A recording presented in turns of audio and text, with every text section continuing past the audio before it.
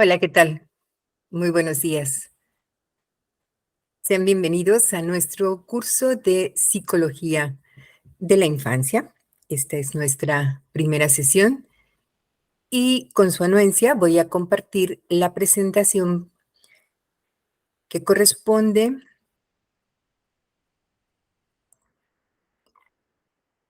y a la que daremos seguimiento.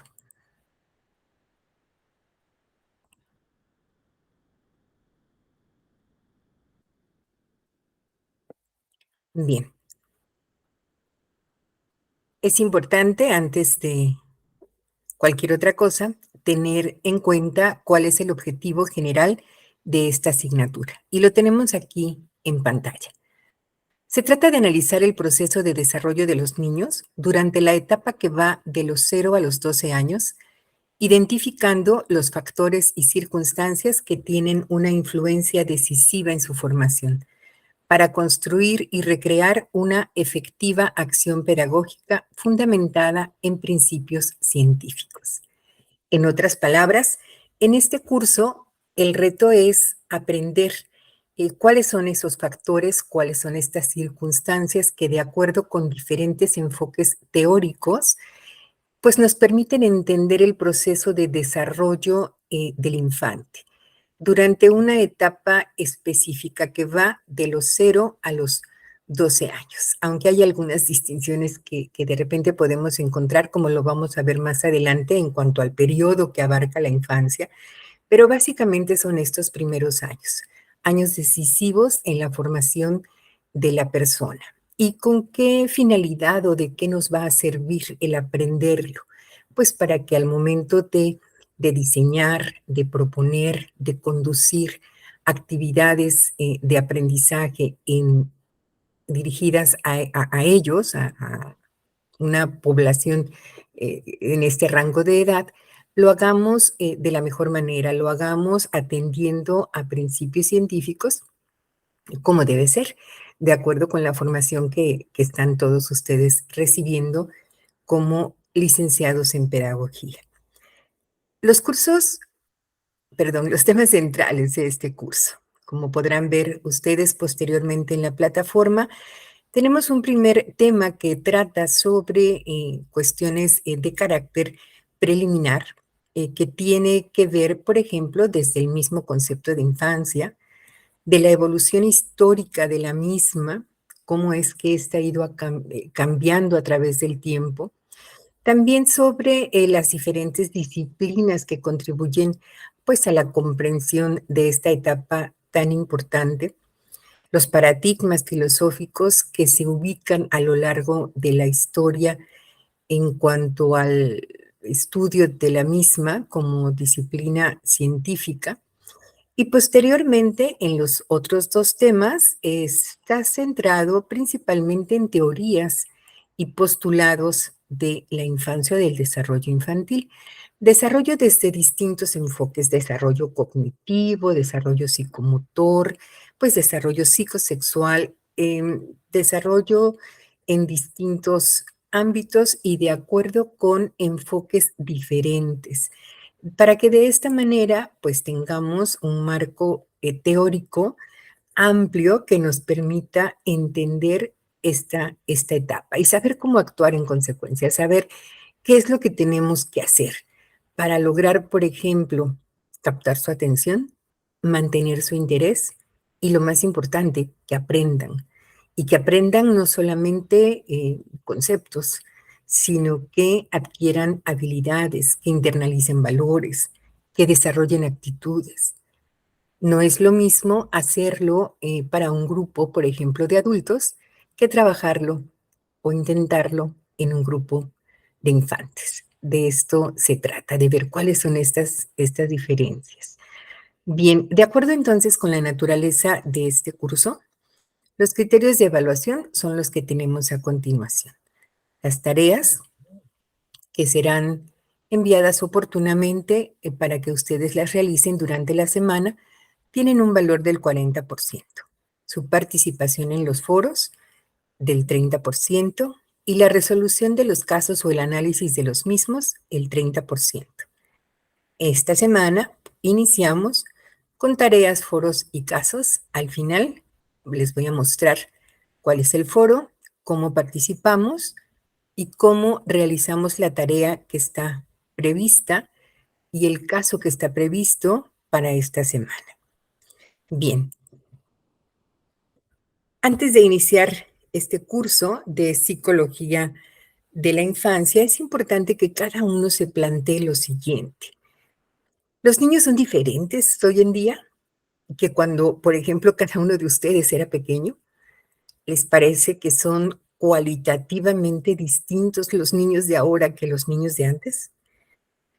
¿Consideran que incluso la infancia como tal realmente está desapareciendo porque como que ya no hay niños? Es decir, como que los niños de ahora son distintos porque incluso pues a veces se comportan ya como adolescentes o incluso como adultos.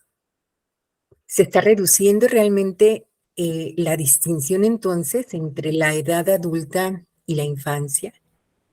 Si esto es así, si ustedes consideran que esto es así, es importante cuestionarse acerca entonces de todos los factores que inciden precisamente en estos cambios, en estas diferencias que vemos ahora en el comportamiento de los niños y de las niñas. No obstante, precisamente para poder entender esto que está sucediendo es que existe la teoría, justo la teoría que vamos a estudiar en el curso y que entonces, bueno, pues a cada uno de ustedes les dará elementos suficientes para poder, pues, sustentar la respuesta a preguntas de esta naturaleza. Lo cierto es que sí, los niños ahora son cualitativamente distintos, pero encontrar una respuesta a esto, a- utilizando un solo enfoque, es muy difícil. Necesitamos plantearnos desde distintos puntos de vista estas preguntas para poder encontrar una respuesta satisfactoria. Y ese es uno de los retos en este curso. Por eso es que el primer tema es precisamente este, pues este desarrollo, ¿no?, de la infancia como campo de estudio a través de la historia. Pero antes de mencionarlo, es importante tener en claro su significado. Esta palabra de infancia, que viene del latín infantia, que significa incapacidad para hablar. Bueno, pues porque en este marco surgió, ¿verdad? Un bebé que llega a este mundo, obviamente no tiene la capacidad para hablar, pero después se hizo extensivo, considerando que, por ejemplo, solo los adultos, en cierto momento histórico, pues tenían la capacidad para hablar, por ejemplo, en público. Un niño no era capaz de hacer. Por eso la palabra infancia, porque significa incapacidad para hablar. No solamente porque no se pueden articular palabras cuando uno nace, sino porque en los primeros años, bueno, se demuestra que para hablar en público no se tiene esa capacidad. De aquí la palabra. Y entonces es un periodo de la vida humana en donde existen más cambios que en ningún otro. Aquí en nuestro curso aparece un periodo de edad que va de los 0 a los 12. Sin embargo, por ejemplo, de acuerdo con la Convención de los Derechos del Niño, que fue aprobada, perdón, por la ONU en 1989, un infante es toda persona menor de 18 años. Es decir, de acuerdo con esta convención, los infantes lo son hasta llegar a los 18 años. Y en realidad no es sino hasta que aparece precisamente pues organismos de este tipo y hasta este momento histórico que a los niños se les reconoce como tales, ¿no? Que merecen además derechos específicos. Estos principios que sustentan los derechos del niño son los que podemos ver aquí. Por ejemplo, ¿no? No discriminación, interés superior de la niñez, supervivencia y pleno desarrollo, participación. Esto fue firmado casi por todos los países del mundo y ratificado. a excepción de Estados Unidos, que aún no lo hace. Y no lo hace no porque no quiera a los niños, seguramente. Tendrán otras razones de peso que a lo mejor contravienen a sus políticas u otras situaciones. Pero esto no significa tampoco que, bueno, sea un país en donde vayan en contra de los derechos de los niños. Lamentablemente sabemos que hay muchos países que aunque hayan firmado y lo hayan ratificado, sí violentan estos derechos. Esto es muy triste, pero es la verdad, ¿no?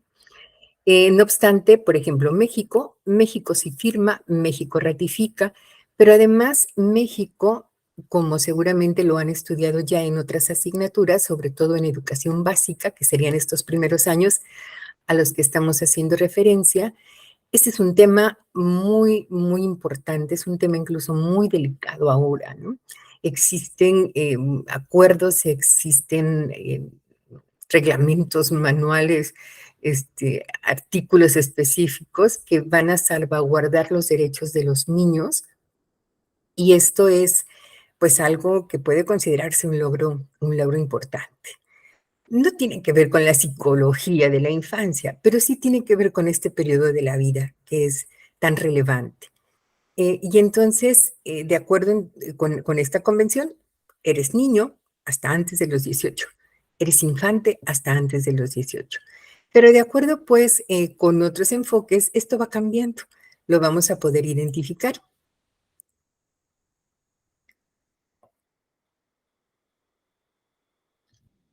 Este periodo de la infancia está dividido y hay autores que ubican una etapa a la que denominan primera infancia, esto es, desde que se nace hasta cumplir los 7 años de edad. Se le denomina primera infancia y es una etapa que está caracterizada por los cambios que aparecen aquí en pantalla. Por ejemplo, hay una ausencia en el desarrollo abdominal. Por eso los pequeñitos se los observa de los 7 años parecen así como si estuvieran más gorditos, ¿no? Como que su abdomen es un poquito más abultado que el resto del cuerpo, porque esta ausencia en el desarrollo de esta parte de nuestro cuerpo es una característica esencial de la primera infancia. Por supuesto, también lo es el hecho de ya asumir una postura que está erguida, ¿sí? Claro, antes tuvo que pasar por otras etapas, pero durante este periodo de la primera infancia es que puede darse. Hay un aumento de talla importante, como no lo hay en otros periodos, porque, bueno, pues los niños van creciendo muy rápido, ¿no? Los niños van creciendo, van aumentando de peso de manera muy rápida también, más o menos en promedio como 2 kilos por año, más o menos. También van creciendo a un ritmo más rápido, aumenta su masa encefálica, los cambios incluso que se dan a nivel cerebral durante la primera infancia son los más significativos en la vida del ser humano. Por eso es tan importante pues tener los cuidados que son propios de la alimentación, del ejercicio físico, para poder lograr que este pues, desarrollo que pareciera ser natural, bueno, pues se dé de la menor manera, ¿no? Me refiero a la talla, al peso, al desarrollo cerebral, ¿no? Porque hay muchos factores que inciden en esto. También durante estos primeros años de vida, es decir, hasta antes de los 7 años, los niños tienen una mayor interacción con el entorno y para eso usan su propio cuerpo, suben las escaleras, bajan las escaleras, saltan, corren, son capaces de descubrir muchas cosas gracias a esto. Es la etapa en donde pueden controlar los esfínteres y entonces, bueno, pues también para los padres representa un gran logro, ¿no? Saber que el niño ya avisa cuando desea ir al baño y son capaces de controlarlo. Es un gran logro. Desarrollo del habla, hay una coordinación ojo-mano porque pueden coordinar esos movimientos, lo que ellos ven lo pueden tomar, lo pueden manipular, lo que no se hacía o no se hace pues durante los primeros meses de vida. También hay una habilidad ya un poquito más marcada, por ejemplo, para hacer clasificaciones de acuerdo con el color, con el tamaño. Vemos a los niños que son más o menos llegando ya a los 7 años, pues capaces de poder ubicar sin problema los objetos que son del mismo color, los van clasificando del más pequeñito al más grande, son los que van ordenando sus juguetes, por ejemplo, o los objetos que encuentran. Y podríamos decir, bueno, es que hay niños que lo hacen, no sé, desde los 3 años, ¿no? O los 4. Sí, efectivamente, porque hay otros factores, además de los que están genéticamente determinados, hay otros factores que influyen en este desarrollo. Y esto lo veremos cuando trabajemos sobre las teorías del desarrollo. Hay otro momento o hay otra etapa que es la segunda infancia, que va de los 7 a los 11, 7 a los 12. Esto cambia un poquito según el contexto histórico, según el enfoque, según la cultura, pero más o menos alrededor de los 11 o 12 años ya hay un aumento importante en el vocabulario, hay mayor capacidad y deseo para explorar el entorno. El niño se sabe diferente ya de la figura materna, ¿no? Se sabe que es un ser que piensa por sí mismo, que actúa por sí mismo, que su mamá no es extensión propia, que tiene, que tiene autonomía. Es una etapa también muy importante. Aunque continúa el pensamiento fantasioso, porque los niños de la primera infancia tienen un pensamiento mágico, un pensamiento hermoso, ¿no? Que les hace darle vida, por ejemplo, a sus juguetes. Aquí continúan, pero ya logran diferenciar más la realidad, sobre todo en la actualidad, lo sabemos. También durante esta segunda infancia, que algunos autores también le llaman niñez y ya no le llaman infancia, inicia el desarrollo del pensamiento lógico. Y esto es muy importante porque entonces, pues hay grandes logros en el desarrollo cognitivo. Eh, Antes de esta edad, hay niños entonces que no piensan de forma lógica. No, ¿verdad? Tampoco se trata de esto, de ser así como contundentes en ciertas afirmaciones o hacer generalizaciones de este tipo, sino, bueno, es lo que en teoría se ha construido al respecto de esta etapa y que antes de los 11 o 12 años, pues el niño tiene una etapa de construcción de este pensamiento lógico, ¿no? Es decir, antes de los 11 o 12 años, para un niño es difícil entender, por ejemplo, la relación entre causa, efecto, antecedente, consecuente. Generalmente el pensamiento de los niños es más de carácter, se les denomina transductivo, es decir, que va de lo fácil a lo fácil. Tratan de explicar las cosas con algo más fácil. No se complican, no están tratando de entender la lógica de las cosas que suceden a su alrededor, porque ellos están más ocupados en otros asuntos. Pero después de esta edad, después de los 11 o 12 años, es distinto. Su tipo de pensamiento cualitativamente cambia y esto lo hace capaz de poder aprender muchísimas cosas.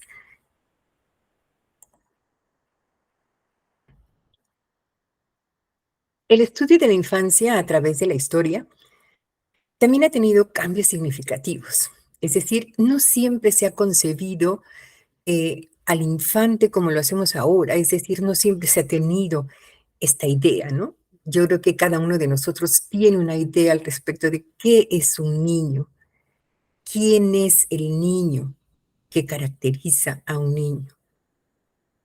Pero antes las cosas eran distintas.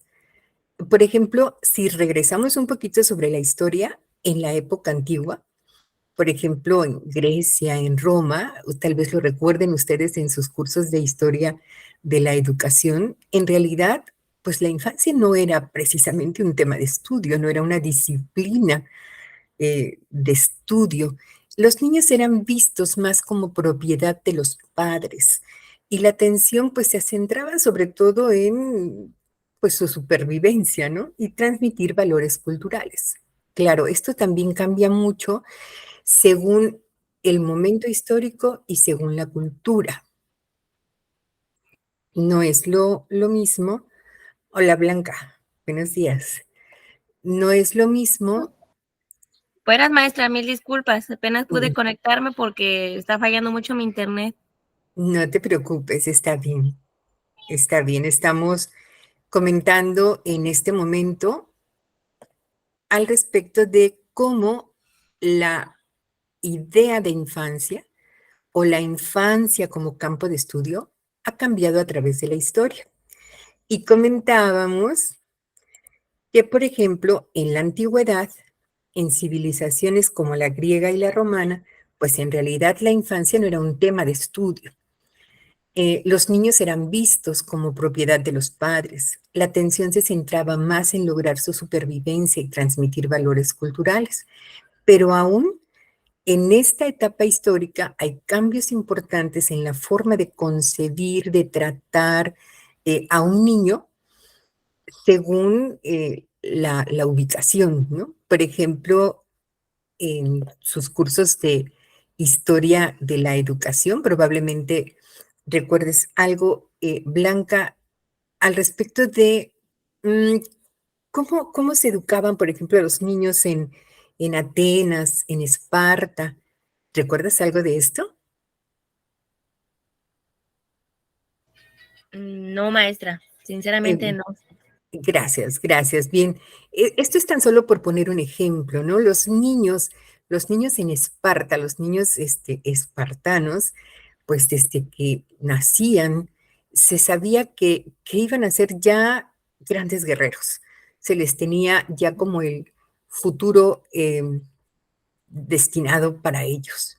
Y toda su formación durante los primeros años de vida se encaminaba a esto. Incluso se les separaba de su madre a temprana edad y se les llevaba a lugares en donde se les hacía resistentes al frío, resistentes incluso pues a periodos de trabajo exhaustivo para que el cansancio físico, para que las inclemencias que derivaban de todo esto no les debilitaran, al contrario, que forjaran su carácter. Se les obligaba incluso a robar o a veces hasta matar para poder sobrevivir. Parece como muy cruel, pero por eso hay que ubicarse en el momento histórico. Esparta era un lugar que se caracterizaba precisamente por estar en constantes conflictos con sus vecinos. Y obviamente pues tenían que estar preparados para defenderse, porque todo el mundo quería acabar con ellos, ¿no? Bueno, si no todo el mundo, sí los vecinos. Les tenían pues una gran, sobre todo envidia por todo el florecimiento y lo bien que se vivía en esta polis. Y entonces los niños debían prepararse para ello, ¿no? Nada de estar jugando y pensando en cosas así mágicas y demás. Tenían que estar preparados para la guerra. Y entonces, diferente, por ejemplo, en Atenas, ¿no? Atenas era distinta en su estructura política, en su estructura económica, y los niños eran tratados, pues, si no precisamente como ahora, con ciertas atenciones en su proceso de desarrollo, bueno, pues al menos no se les forjaba con esta idea de matar y de ser, y de robar y de ganarle al otro, porque estaban más centrados en el desarrollo armónico de las facultades humanas. Y entonces los niños permanecían un poquito más de tiempo en casa, pero también eran enviados a las instituciones para poder recibir formación, pero era otro tipo de formación, ¿no? En gramática, en oratoria, en cuestiones que tuvieran que ver con el desarrollo armónico de la persona. Pero definitivamente también había cosas muy crudas en este momento de la historia, porque incluso los niños cuando nacían, por ejemplo, con algún defecto físico, y si el padre decidía que debían morir, pues entonces los mataban. Suena muy cruel, pero así hacían, ¿no? ¿Por qué? Bueno, pues porque se sabía que ese niño con alguna discapacidad, con alguna deformidad, con alguna cuestión de este tipo, pues no iba a poder ser útil. Entonces, ¿qué hacían? Pues vamos a librarnos de esto, ¿no? De la misma manera, pues también como que con las niñas el trato era distinto, ¿no? Así se consideraban como a todas las mujeres en ese momento, como que poco capaces, poco útiles y por lo tanto, pues la atención en su desarrollo, en su crecimiento y estas cuestiones no eran asuntos de mucho interés. Entonces, esta época antigua, que parece como muy dramática y muy oscura, lo era por las condiciones que en ese momento prevalecían y las creencias que se tenían al respecto. Un poquito más adelante, bueno, las cosas no cambiaron mucho, ¿verdad? Porque durante la Edad Media, pues había una fuerte influencia de la religión en la idea de un niño. Creían que los niños eran origen del pecado y por lo tanto, bueno, pues los niños eran pecadores, ¿no? Ni cómo ayudarlos. ¿Qué necesitaban? Necesitaban disciplina para poder corregirse. Y entonces estas ideas de los castigos corporales, de verlos como adultos ya pecadores cuando acababan de llegar al mundo, pues es una idea muy vinculada a la religión o a la concepción que se tenía en ese momento de la religión. Y por eso el trato así era para con los niños, ¿no? Eh, Hay muchas películas, muchos documentales en donde uno puede ver cómo sufrían los niños en esta etapa de la historia. Incluso una de las tareas tiene que ver con esto, es decir, ustedes tienen que localizar alguna película, algún documental o alguna lectura, tal vez no sea nada audiovisual, puede ser una lectura, pero en donde se nos explique o se explique o se presente eh, precisamente qué se creía acerca de los niños, ¿no? ¿Cuáles eran esas ideas sobre el niño? ¿Cómo se les trataba? ¿Cómo los veían? ¿Qué hacían con los niños y qué no hacían con ellos? Para que de esta manera ustedes den su opinión. Hace ratito regreso sobre este punto. Porque regresando entonces sobre esto, durante la etapa del Renacimiento, como que entonces, bueno, hubo pequeño, un pequeño cambio porque empezaron a interesarse por la individualidad y el desarrollo humano. Sin embargo, todavía la infancia tenía una gran influencia de la religión y las nociones del pecado. Y se consideraba que los niños seguían ese lamentable camino del pecado por el que habían sido concebidos precisamente. No es sino hasta esta época de la Ilustración y el siglo XIX cuando surgen las nuevas ideas sobre los derechos humanos y la educación. Y específicamente a finales del siglo XVIII y principios del XIX hubo una gran influencia de filósofos como John Locke, como Juan Jacobo Rousseau, y ellos contribuyeron a que se tuviera una idea de infancia totalmente distinta. Fueron los primeros que concibieron a la infancia como una etapa única con características y necesidades propias. Es decir, no son adultos chiquitos, son niños y necesitan entonces un trato distinto porque sus características y sus necesidades son diferentes. Si nosotros vemos fotografías, por ejemplo, de antes de esta época, fotografías o pinturas, ¿no? De niños, los vestían como adultos, no era ropa de niño, era ropa de adulto en pequeñito, porque así los concebían, como adultos chiquitos. Pero a partir de este momento, y con las ideas sobre todo de Juan Jacobo Rousseau, se da un cambio importante en la forma de pensar acerca de los infantes. Y entonces se dice, no, no son adultos chiquitos, son seres con características y necesidades que son propias. Y gracias a esto es que entonces a inicios del siglo XX, pues surge la psicología infantil como una disciplina distinta, ¿no? Aparecen Stanley Hall, John Dewey, que más adelante vamos a estudiar, y contribuyeron al estudio del desarrollo infantil y la importancia de la educación temprana.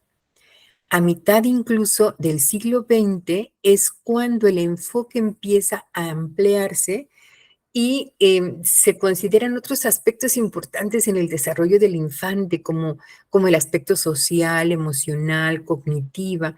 Surgen teorías muy valiosas y una de ellas es la teoría del desarrollo cognitivo de Jean Piaget, a quien se le considera incluso como el padre de la psicología infantil.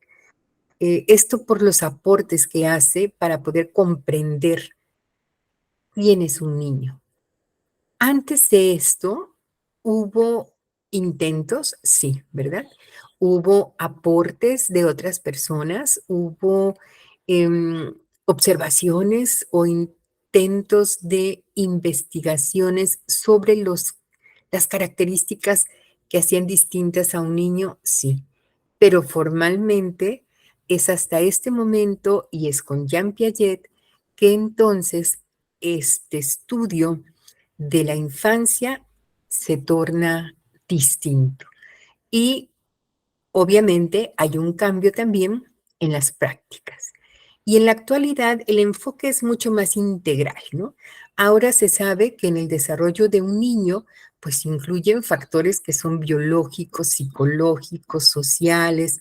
Ahora ya se presta atención, por ejemplo, a la influencia de la familia, de la cultura, la importancia de las experiencias que los pequeñitos viven a temprana edad y que es precisamente los que marcan su forma de ser, su forma de actuar, ¿no?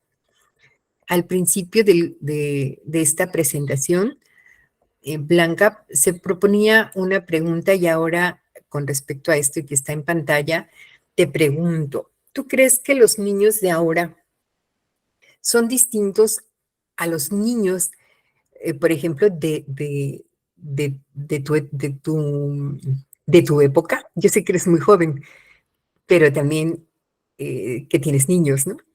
¿Y te parece que los niños ahora son diferentes a los niños de cuando tú eras niña? ¿Por qué sí? ¿Por qué no? ¿Qué piensas, Blanca? Pienso yo que sí, maestra, porque actualmente siento yo que tiene que ver mucho también la tecnología y más que nada también la educación con los padres, porque anteriormente siento que eran como más rígidos y ahorita como que se enfocan más los papás en otras cosas y ya no, en algunos casos sí, nos enfocamos en que el niño aprenda y que lo que uno no tuvo, que lo tengan ellos, pero también siento que por un lado son perjudicados por tanta tecnología. Así es, ¿verdad? Por mencionar tan solo algunos de los factores que influyen en su comportamiento. Pero definitivamente, pues bueno, lo que vivimos ahora no se compara con lo que se vivía, por ejemplo, en la época antigua, o en el Renacimiento, ¿no? De ninguna manera. Pero sí, los niños son cualitativamente distintos. eh, Parecen incluso como más avanzados, ¿verdad? ¿Qué opinas al respecto, Blanca?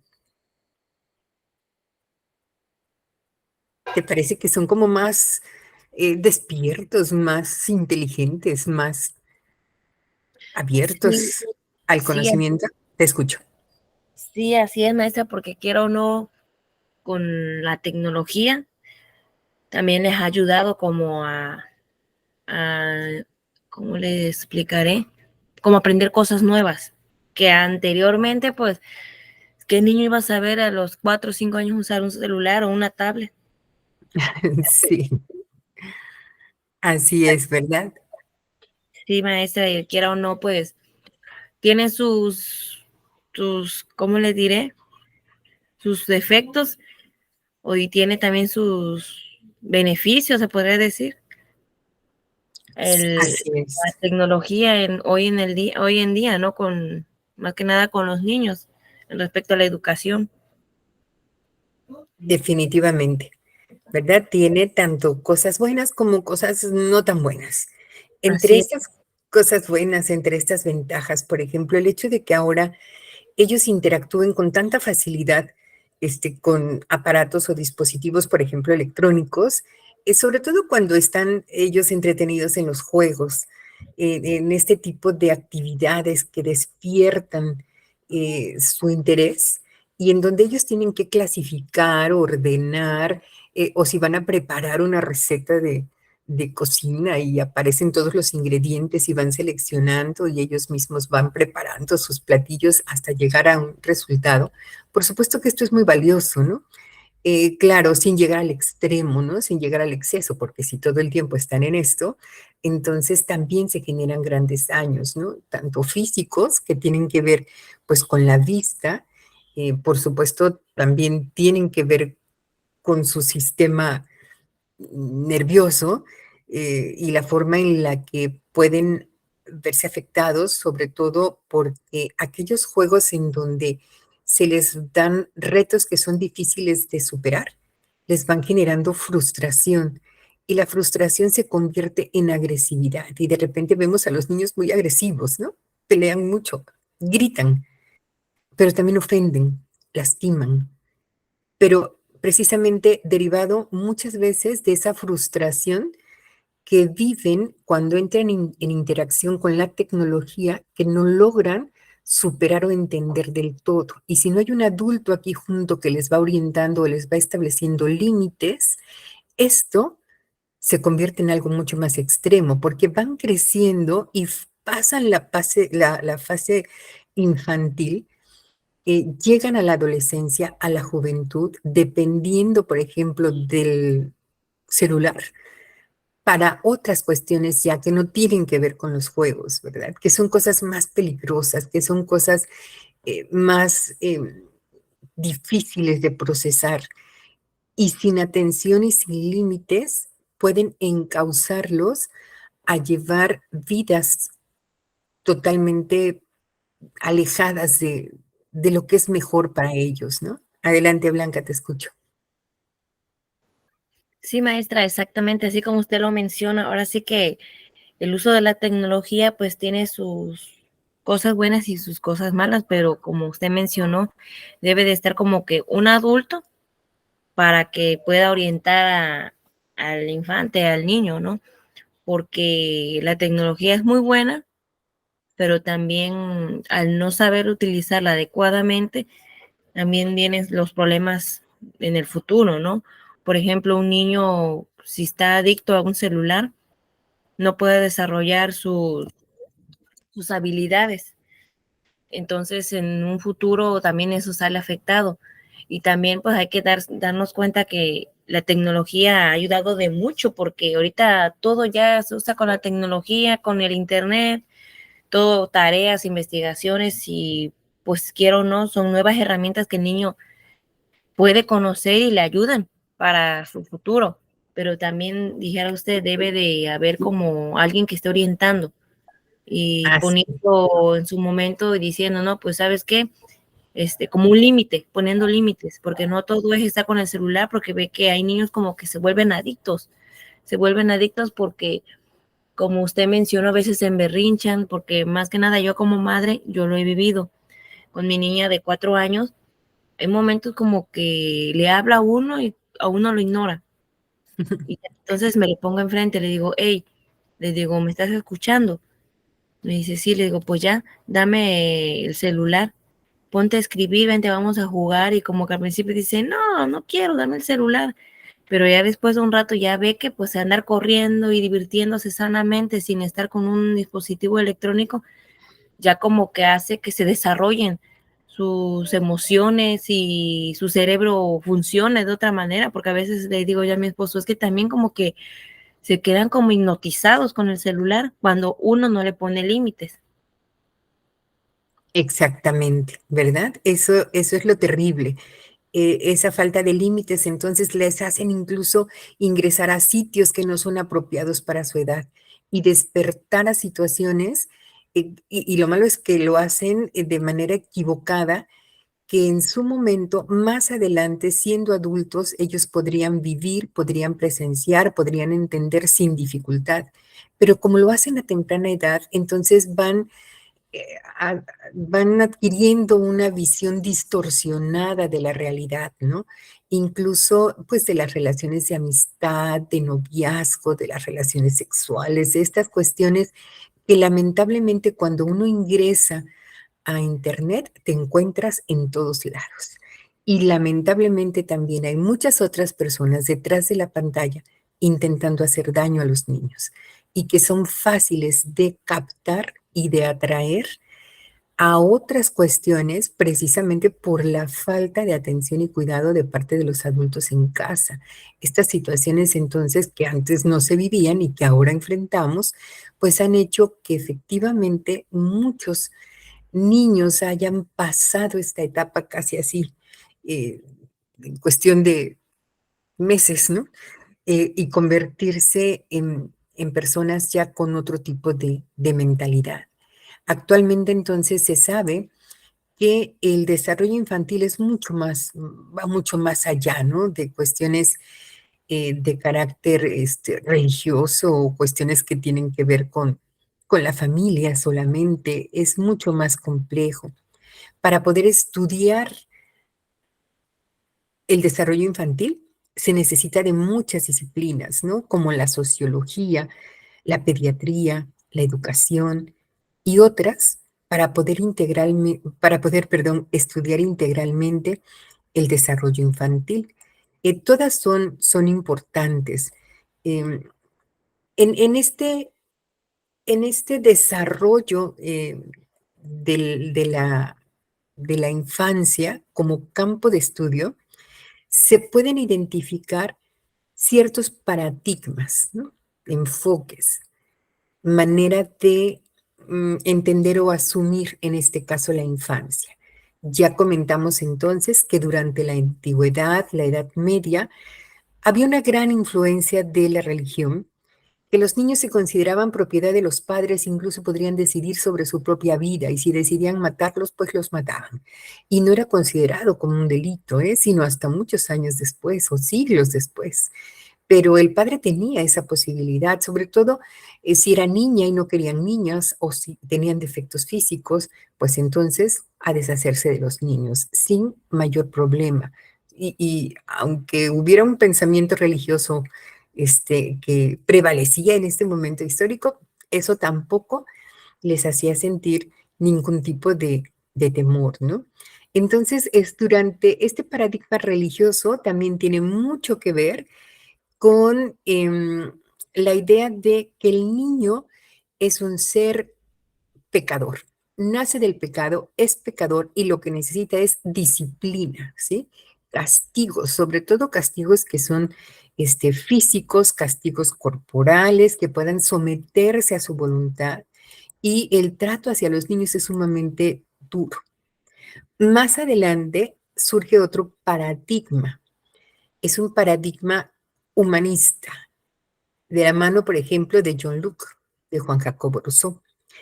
Se resurge la individualidad y el desarrollo humano, una educación basada en el respeto a la naturaleza y a las necesidades de los niños, reconociendo que en el aprendizaje tiene mucho que ver la experiencia y la observación. Pero lo más importante, o sea, los niños son distintos, ¿no?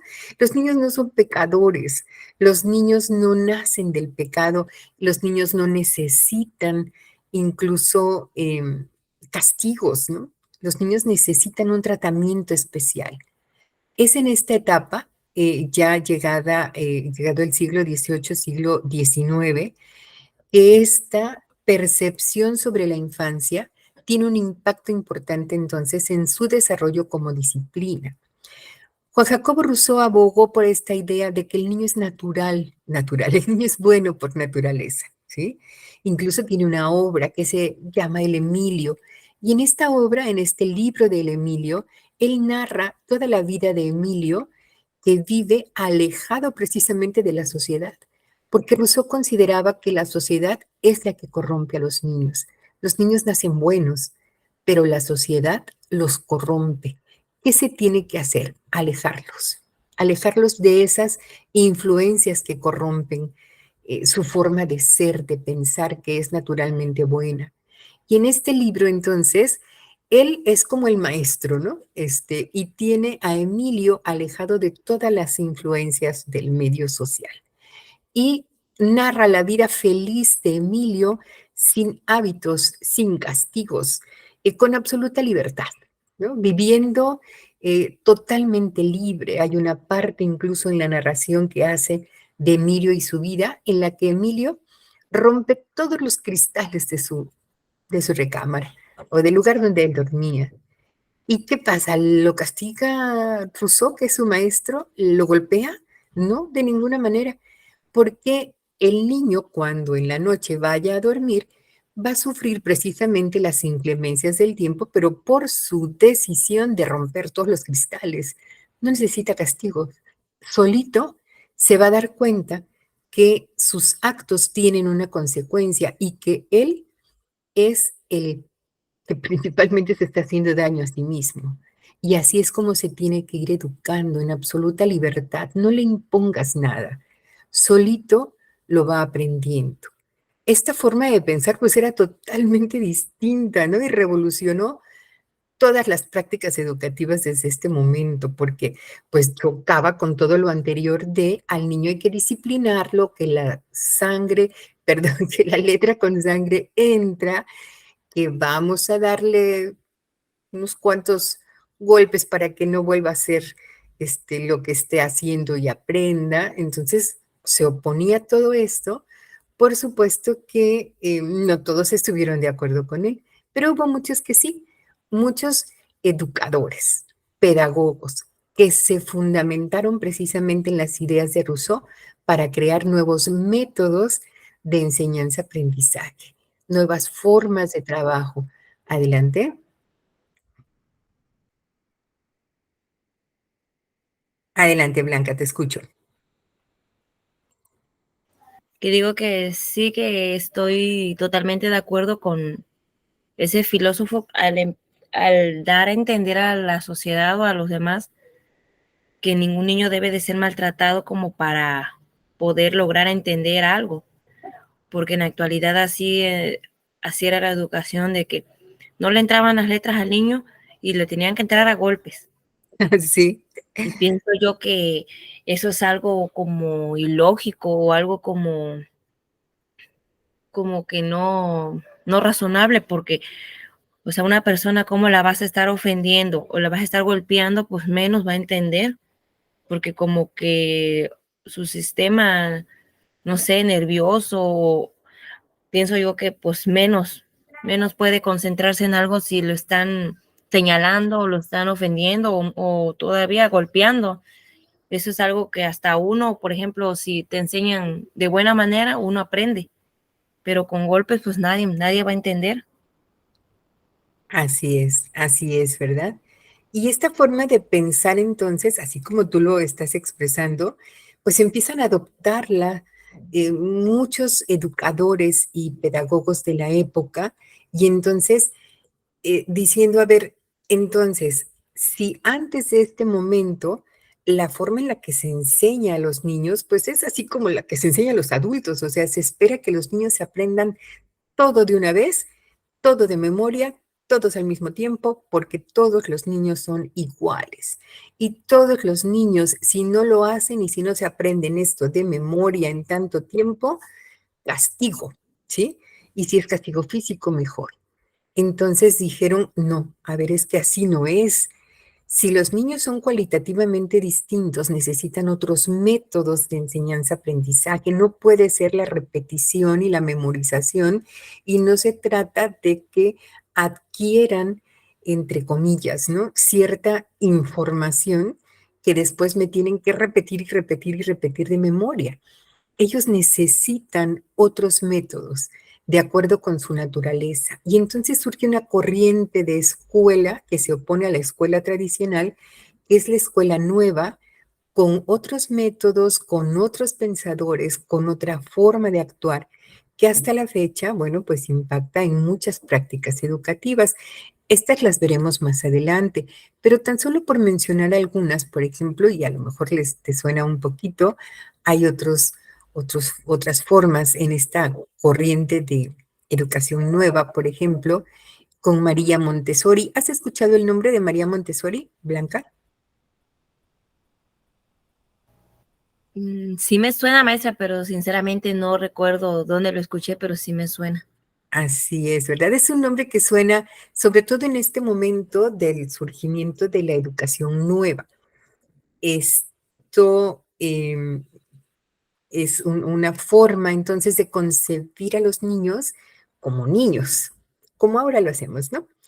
Que revolucionó muchas cosas. María Montessori no era propiamente una pedagoga, ella era eh, doctora, pero de cuestiones este, médicas interesada en otros asuntos, pero ella pudo advertir que lo que aparentemente parecían ser como problemas para aprender, como trastornos del comportamiento, como cosas que antes se identificaban, no era eso.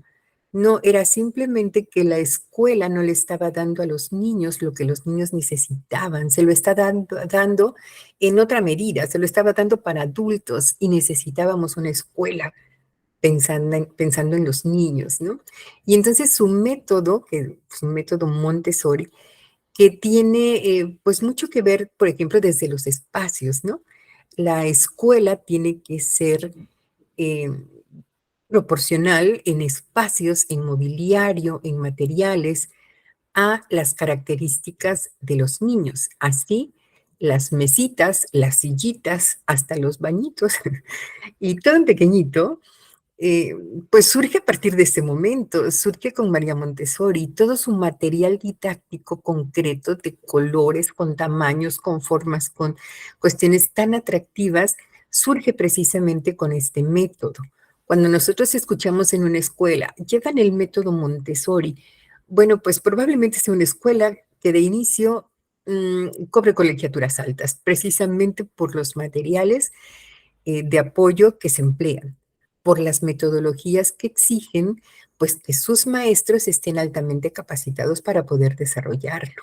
Pero es una forma distinta entonces de trabajar con los niños. Y así como María Montessori, muchos otros empiezan a hacer innovaciones, como lo vamos a ver más adelante, en la forma de tratar a los niños hasta llegar, por ejemplo, al siglo XX y, bueno, empiezan a surgir otras teorías, ¿verdad? Que ya no son precisamente así como que tan tiernas como María Montessori, el conductismo, que ya hemos escuchado acerca de esto, eh, el comportamiento de los niños, el comportamiento observable, la necesidad de formar hábitos, de utilizar reforzamientos positivos, reforzamientos negativos, no precisamente castigos corporales, ¿verdad? Sino hacer que el niño vaya modificando su conducta a través del control de las consecuencias de sus actos.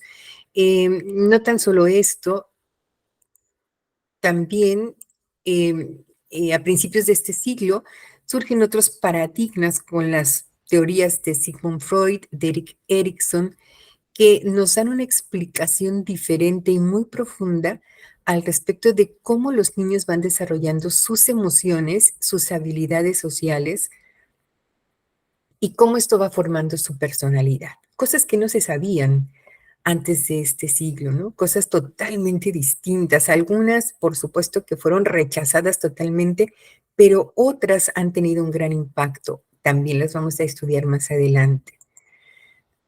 Otro paradigma del siglo XX es el paradigma cognitivo. Aquí Piaget es el fundamento, ¿no?, de todas estas teorías y formas de trabajo que tienen que ver con la manera en la que los niños aprenden y cómo van construyendo precisamente su conocimiento.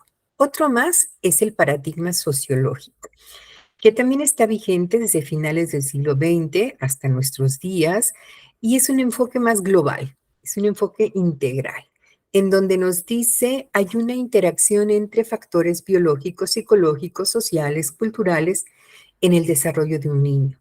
Hay otras teorías que también vamos a estudiar dentro de este paradigma para entender el comportamiento y la forma en la que los niños aprenden. Y un paradigma más, para terminar, es el paradigma de los derechos de los niños, ¿no?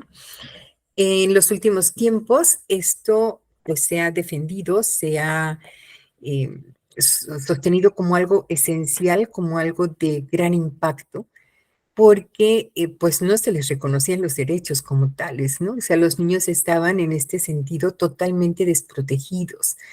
Y aquí, aquí entonces, desde antes, ¿no? La cuestión de la discriminación, la cuestión del trato digno, de vivir en familia, no eran considerados derechos, ¿no? Para nada. O sea, el niño no tenía derechos. Pero actualmente se sabe que esto es esencial. En,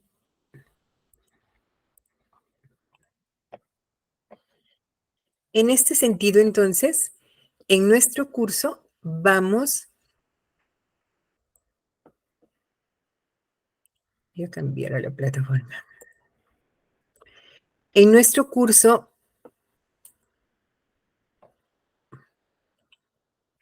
vamos a, pues, identificar cuáles son esas teorías o esos paradigmas y dentro de estos paradigmas, cuáles son las teorías más relevantes, cuáles nos sirven ahora para tratar de entender el comportamiento de los niños, para poder facilitar su aprendizaje, para poder contribuir de una manera más efectiva a su formación.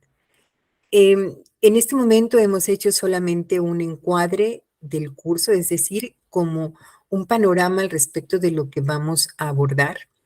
Y existen dos actividades en la plataforma que ya están activas, pero les comento de qué se trata. La primera voy a poner como estudiante. Cuando ustedes entran,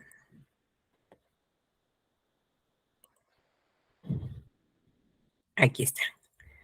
Vamos a encontrar una primera actividad que dice análisis de estereotipos sobre la niñez. Le damos clic y entonces aparece lo siguiente. Elige una película, documental, un programa de televisión que representen la infancia en algún momento histórico y analiza los estereotipos que encuentres acerca de la niñez. Un estereotipo es una creencia, ¿no? Así como que algo que se cree como cierto, se asume como verdad, todos la comparten en algún momento dado. Y van a enviar en un archivo de PDF su análisis. Este análisis debe tener el título de la película, del documental o del programa que analizaste, o algún video que hayas encontrado. Los sucesos relevantes que muestran qué estereotipos o qué ideas se tienen sobre la niñez, es decir, sobre qué es un niño, quién es un niño, cómo piensa el niño, por qué el niño actúa de una manera, cómo se le debe tratar, todo lo que tenga que ver con niños, que tú puedas identificar en esa película, en ese documental, en ese programa de televisión.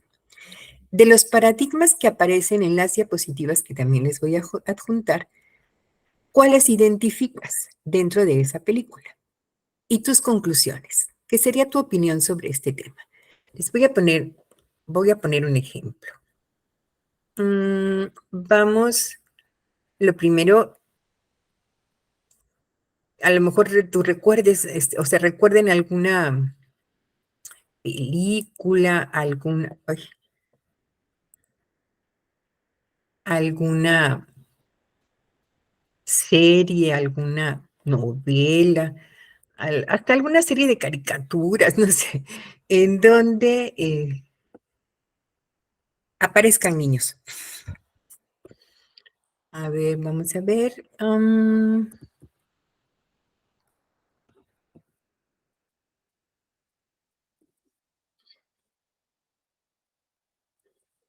El caso es que sean niños hasta antes de... Adelante, Blanca, te escucho.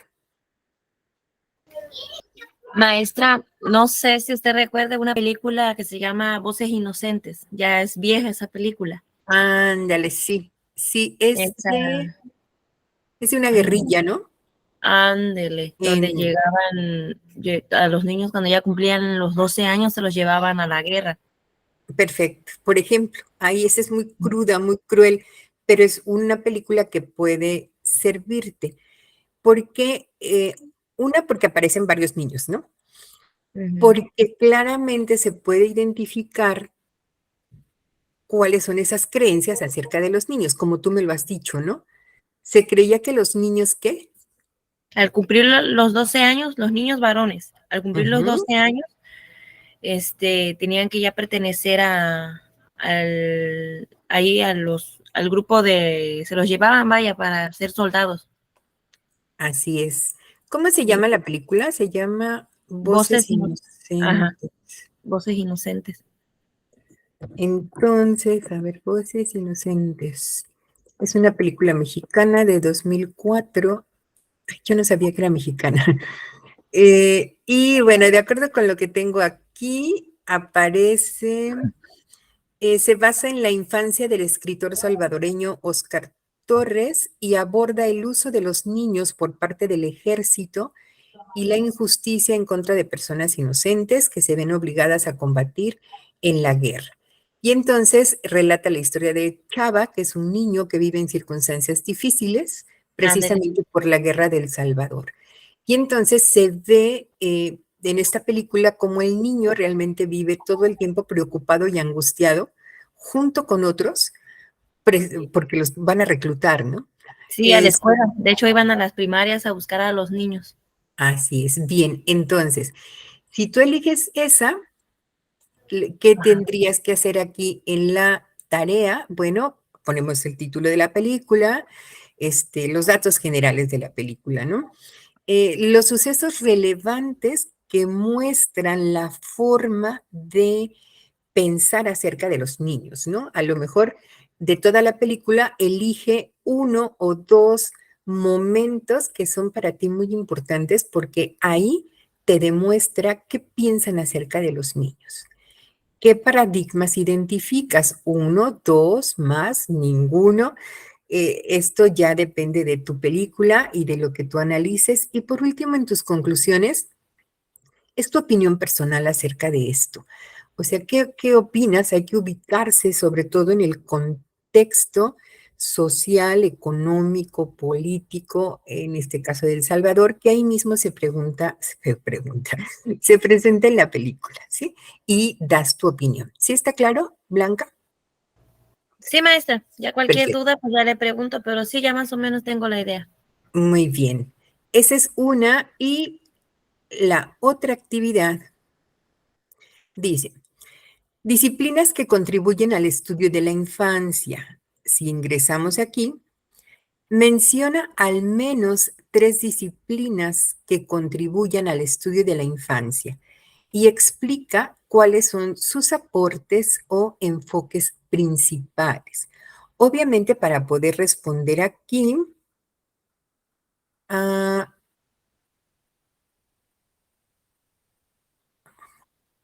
es que entré como estudiante, pero no me aparece. Ah, si le doy acá, no. Es que no me,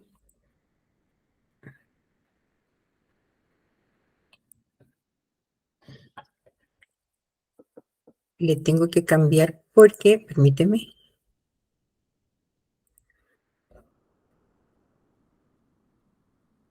Bueno, ahorita le cambio para que te aparezca nada más responder y entonces le das clic en responder y ahí escribes tu respuesta. Es que no aparece ahorita. Pero le vas a dar clic en responder. Para poder responderlo, tienes que hacer primero una búsqueda en Internet, disciplinas que contribuyen al estudio de la infancia.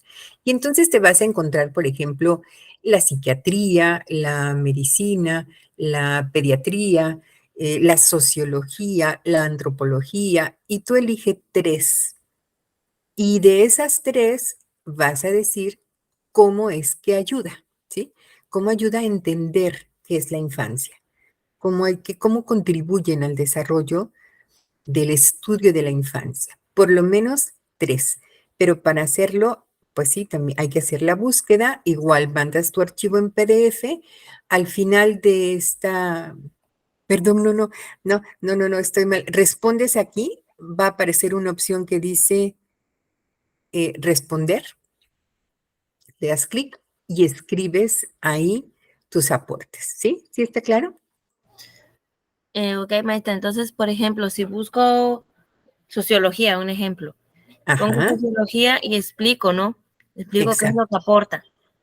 Y ya de Así ahí es. sigo con la otra y así continúo, que sean 3.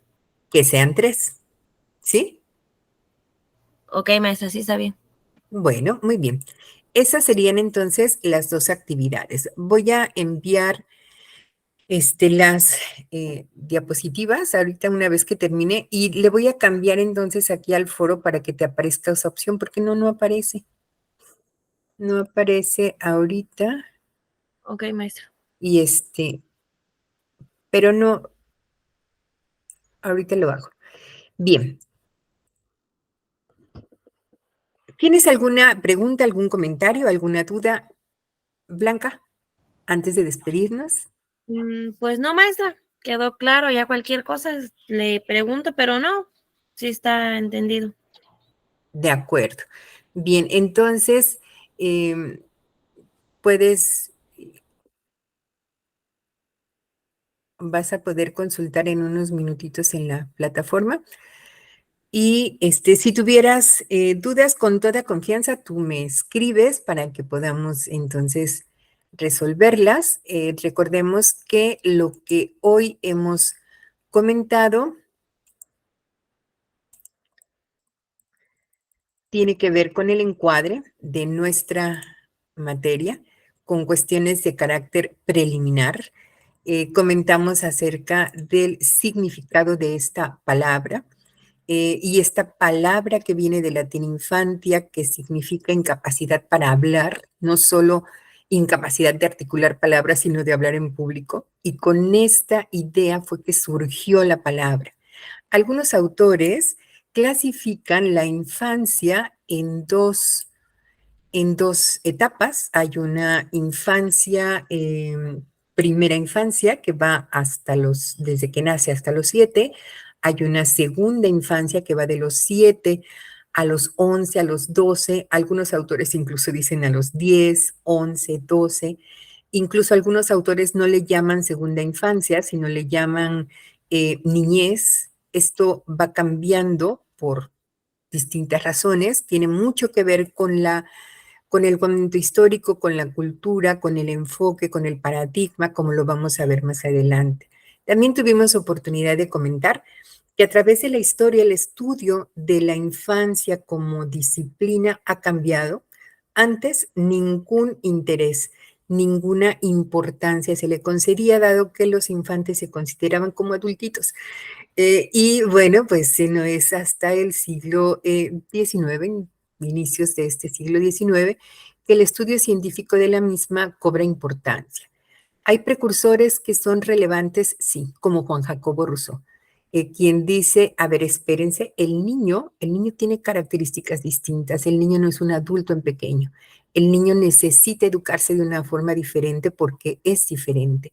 Y de ahí educadores y pedagogos toman sus ideas para generar una corriente nueva en educación y surgen nuevos métodos, nuevas técnicas y formas de trabajo con los niños hasta llegar a nuestros días en los que se reconoce que para poder estudiar la infancia necesitamos del apoyo de muchas disciplinas.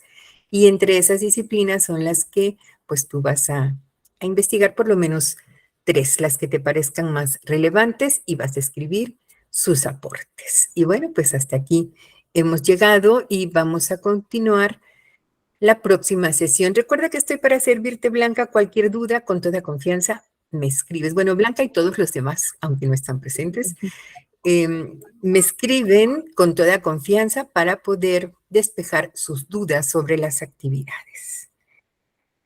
Ok, maestra, muchísimas gracias. Gracias a ti, Blanca. Que tengas un excelente fin de semana. Para todos también una excelente semana. Cuídense mucho.